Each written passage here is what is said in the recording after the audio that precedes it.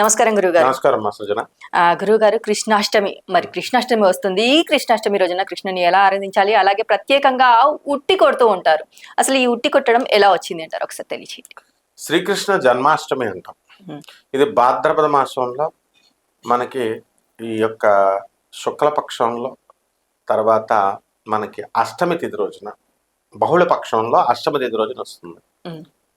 అంటే అమావాస్య వెళ్ళిన తర్వాత, మన పౌర్ణమి వెళ్ళిన తర్వాత మనకి బహుళపక్షం స్టార్ట్ అవుతుంది.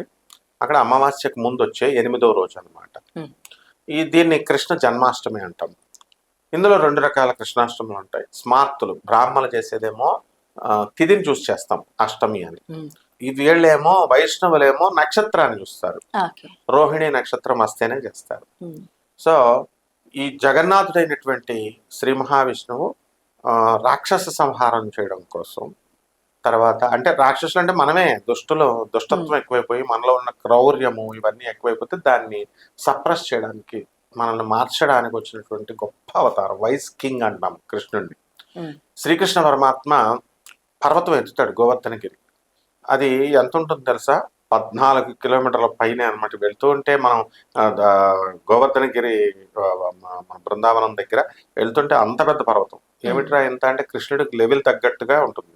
ఆ రోజున ఆయన ఏం చేస్తాడు, చిటికిన వెళ్తూ ఎత్తుతాడు. మనం అదే ఆంజనేయ స్వామిని చూడు, మొత్తం చేయితో ఎత్తుతాడు. చిన్న కొండది, ఇలా సంజీవని కొండ.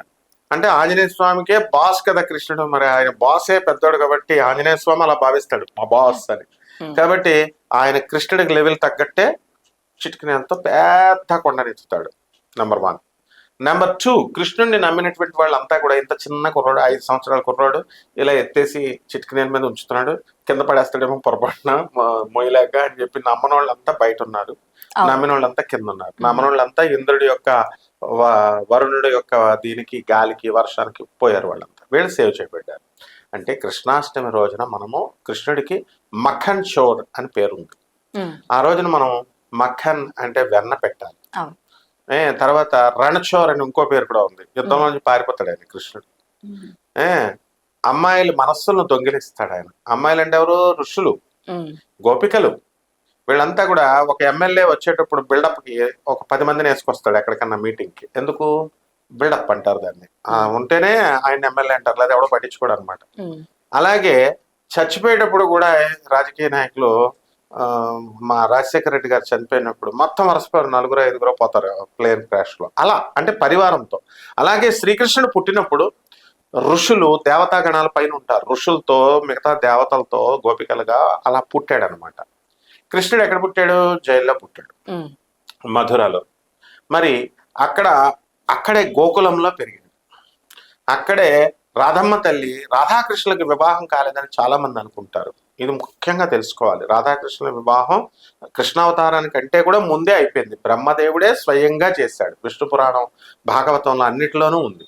ఆ తర్వాత ఆ శ్రీకృష్ణుడు సుధాముడు అనేటటువంటి ఒక భక్తుడు పెట్టినటువంటి శాపానికి రాధమ్మ మర్చిపోగాక, కృష్ణుడు అంటే అంత ప్రేమ నీకు అని చెప్పేసి కృష్ణుడు ఒక 100 years నువ్వు మర్చిపోవాలి అని చెప్పేసి శాపం పెడతాడు. అందువలన భూమి మీద రాధాదేవి మర్చిపోతుంది అనమాట. అయినా కృష్ణుడు ఫాలో అప్ చేస్తాడు. రాధమ్మ తల్లి మర్చిపోయి ఆయన్ని రికగ్నైజ్ చేయక చాలా ఇదిగా ఉంటుంది. అసలు రాధాకృష్ణుల తత్వం అంటే ఏంటంటే, కృష్ణుడికి ముళ్ళు గుచ్చుకుంటే రాధమ్మ తల్లి కళ్ళమట నీళ్ళు వస్తాయి. కృష్ణుడు పాలు తాగి దగ్గుతున్నాడు అనుకో, కృష్ణుడు రాధమ్మకు కూడా వస్తుంది దగ్గు. అంత అటాచ్మెంట్ అనమాట. ప్రేమదేవత కృష్ణుడు, ప్రేమదేవత రాధమ్మ. కాబట్టి ప్రేమతత్వం. కాబట్టి ఈ కృష్ణాష్టమి రోజున పుట్టుకుంటే మొగుడు పెళ్ళాలు కొట్టుకు చేస్తూ ఉంటారు చూడు, పెద్దవాళ్ళంతా బాగుండంటారా అని చేస్తే, అటువంటి వాళ్ళ అన్యోన్య దాంపత్యం లభిస్తుంది.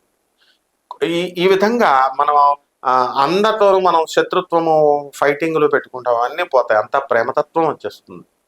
కాబట్టి ఈ రోజున మనం ఏం చేయాలి? తెల్లవారుజామునే నిద్ర లేవాలి. నిద్ర లేచేసి, నేను కూడా ఆ రోజే పుట్టాను కృష్ణాష్టమి, అందుకని బాగా చేద్దాం. రోజు చక్కగా స్నానం చేసి, తలంటి స్నానం చేసి, శుభ్ర వస్త్రాలు, నూతన వస్త్రాలు ధరిస్తాం. కృష్ణుడికి బొమ్మ పెట్టుకుంటాం, కలశం పెట్టుకుంటాం, గుడ్డ వేసి మనము బియ్యం అన్ని వేసి కృష్ణుడికి పెట్టుకుంటాం. ఓం నమో భగవతే వాసుదేవాయ. ఓం నమో భగవతే వాసుదేవాయ.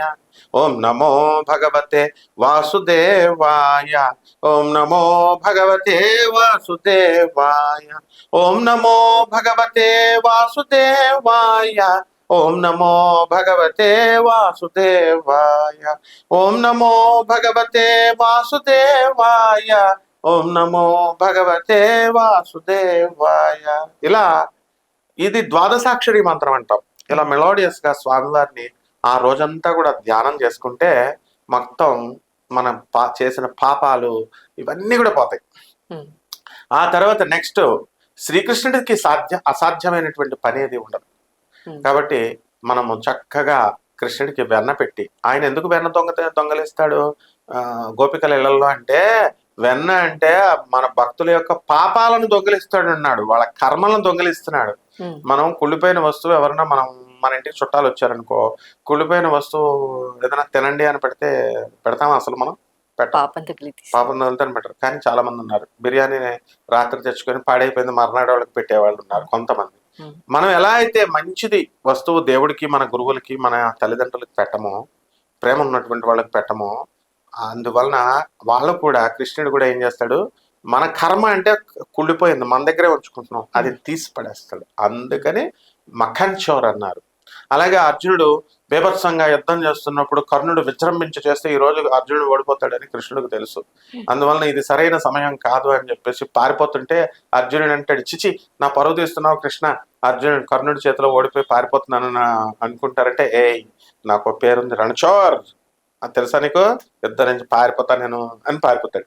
అందుకనే బేట్ దుర్గా అని ఉంటుంది గుజరాత్ లో. ఆ బేట్ దుర్గలో రణచోర్ దేవాలయం ఉంటుంది. ద్వారకలో ద్వారకాధీశుడు ఉంటాడు. బృందావనంలో అత్యద్భుతంగా మనం చేస్తాము. ఇది ఆ రోజున రాధాకృష్ణుని ఇద్దరిని కూడా పూజ చేయాలి. బర్సానా నుంచి జన్మాష్టమి మధురాకు వచ్చి బర్సానా నుంచి రాధమ్మ తల్లి బృందావనంలో వీళ్ళిద్దరు కలుసుకుంటారు. ఆ రాధమ్మ తల్లి పూజ చేసుకుంటూ ఉంది కృష్ణుడిని. ఇదనమాట రాధాకృష్ణుల యొక్క పూజ ఆ రోజు ఖచ్చితంగా మనం చేయాలి. మరి ఉట్టి కొట్టడానికి ఉద్దేశం ఏంటి అంటారు? రాధమ్మ తల్లి ఆ మీటింగ్ ప్లేస్ ఏంటి వీళ్ళిద్దరికి? బృందావనం, లవ్ స్పాట్ అన్నమాట వీళ్ళిద్దరికి. కృష్ణుడేమో మధురలో పుట్టాడు, అక్కడి నుంచి కొంత దూరంలోనేమో బర్సానా ఉంటుంది రాధమ్మ తల్లి ప్లేస్. వీళ్ళిద్దరూ కలుసుకునేటటువంటి కామన్ ప్లేస్ బృందావనం, నిధివనంలో కలుసుకుంటారు. కాబట్టి శ్రీకృష్ణ పరమాత్మ ఏం చేశాడంటే సాంప్రదాయాన్ని ఊరికనే ఆయన లవర్ కాబట్టి ఆట పట్టించడం కోసం తన రాణి అయినటువంటి పట్ట మహిషి, తన భార్య అయినటువంటి రాధమ్మ తల్లి పైన ఇది జల్లులు వేస్తూ మామూలుగా ఉట్టి అందులో కలర్ వాటర్ పడేలాగా రాధాష్టమి రోజున చేస్తాడు కృష్ణుడు. కృష్ణుడిని మళ్ళీ రెసిప్రికేషన్ ఇవ్వాలి కదా, ఇలా బొగ్గకి ఇది రాసాడు అనుకో కృష్ణుడు ఆమె కూడా రాయాలి కదా, అందుకోసమని రాధాష్టమి రోజున ఉట్టుకొట్టాడు. కాబట్టి ఇక్కడ కృష్ణాష్టమికి రాధమ్మ తల్లి ఉట్టుకొట్టి ప్రారంభోత్సవం చేసింది.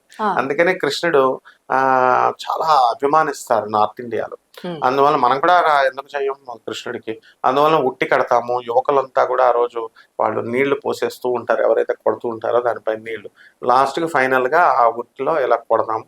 అందులో ఉన్నటువంటి కలర్ వాటర్లు అవి ఇవి అన్ని పెడతారు. ఉట్లో ధాన్యం పెట్టచ్చు, వాటర్ పెట్టచ్చు, అన్ని రంగులు కలిపి హోలీ మాదిరిగా. సో ఆ విధంగా చేయడం వల్ల ఏంటంటే జీవితం అంతా కూడా రంగుల వాటర్ ఎందుకు పెడతారంటే మన కలర్ఫుల్ గా మన లైఫ్ లో ఉంటాయి కృష్ణుడిని పూజించినప్పుడు అని. మెయిన్ గా కృష్ణుడు తత్వాన్ని, కృష్ణుడు ఏం చెప్తాడంటే I was mystery, I am mystery, I will be mystery. నేను ఎప్పుడు కూడా మీకు అర్థం కానరా బాబు, ఇప్పటికీ అర్థం కాను, రేపటికి అర్థం కాను. If you want to understand me, నువ్వు నన్ను తెలుసుకోవాలనుకుంటే వర్క్ ఫర్ మై ఐడియాలజీ, నేను చెప్పిన ఐడియాలజీ సిద్ధాంతాలు పాటించు. వర్క్ ఫర్ మై మిషన్, నేను పెట్టినటువంటి ఉద్యమాన్ని ముందుకు నడుపు.